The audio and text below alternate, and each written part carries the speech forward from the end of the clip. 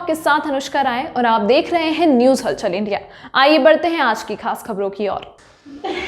मुख्यमंत्री शिवराज सिंह चौहान से आज मुख्यमंत्री निवास पर उच्च शिक्षा मंत्री मोहन यादव ने चाय पर चर्चा की और विभागीय योजनाओं के क्रियान्वयन और प्रस्तावित योजनाओं के संबंध में जानकारी भी दी।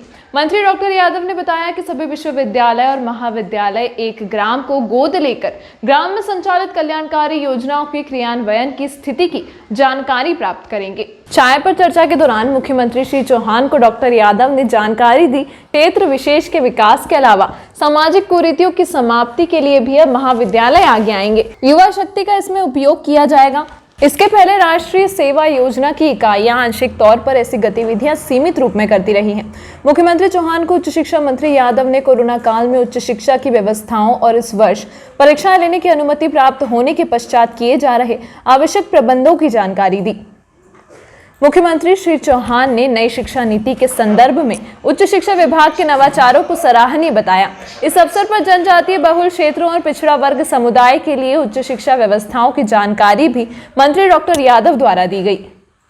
सर, चाय पे चर्चा हुई मुख्यमंत्री जी के साथ, आपकी क्या कुछ बातें हुई, क्या कुछ आपने बातें रखी अपने विभाग को लेकर?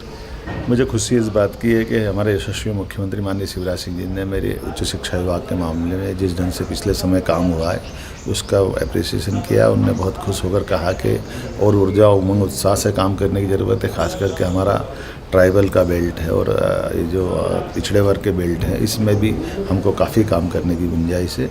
मैं उम्मीद कर रहा हूँ कि जिस प्रकार से उनने हमको पिछले कोरोना के काल के बावजूद भी परीक्षा की परमिशन दी थी, अब आज जबकि सारे कॉलेज खोले जा चुके हैं, ऐसे में हमारी जवाबदारी और बढ़ जाती है कि आगामी परीक्षा भी हम सम्मानजनक तरीके से करा लें और शिक्षा का गुणवत्तापूर्ण शिक्षा और उसका स्तर अंतर्राष्ट्रीय स्तर का बने, इस दिशा में हमने प्रयास करना प्रारंभ किए। 2-3 विषय खास करके नवाचार की दृष्टि से लिए हैं कि अब सभी विश्वविद्यालय महाविद्यालय कम से कम एक गाँव को जरूर गोद लेंगे और वो गाँव आमतौर पर पिछड़े की श्रेणी में रहेगा ताकि वहाँ हमारी सामाजिक सहभागिता भी बने।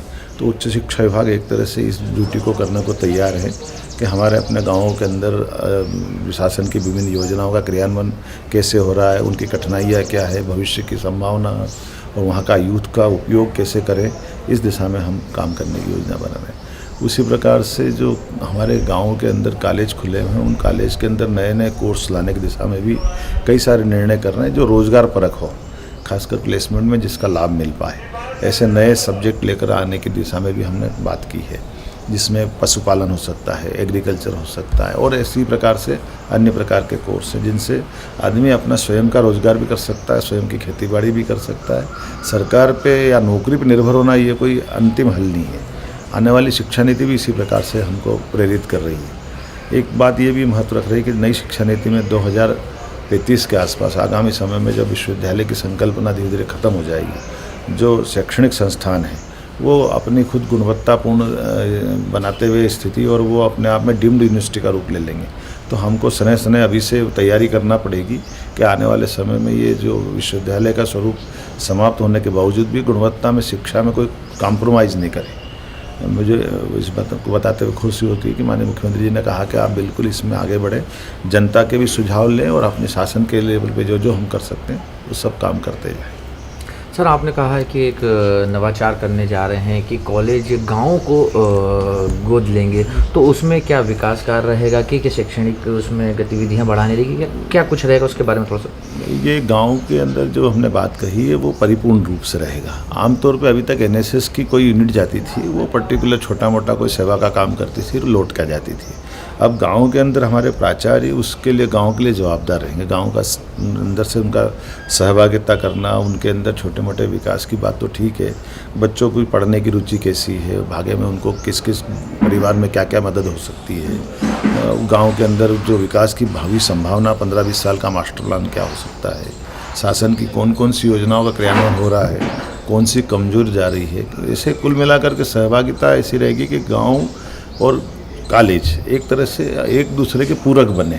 तो जवाबदारी के साथ और शासन से उस बारे में पर्याप्त ध्यान देकर के इस बात को गौर किया जाएगा कि ये औपचारिकता या कर्मकांड ना हो जाए, ये उसकी अंदर की आत्मा है कि हम एक दूसरे के पूरक बने।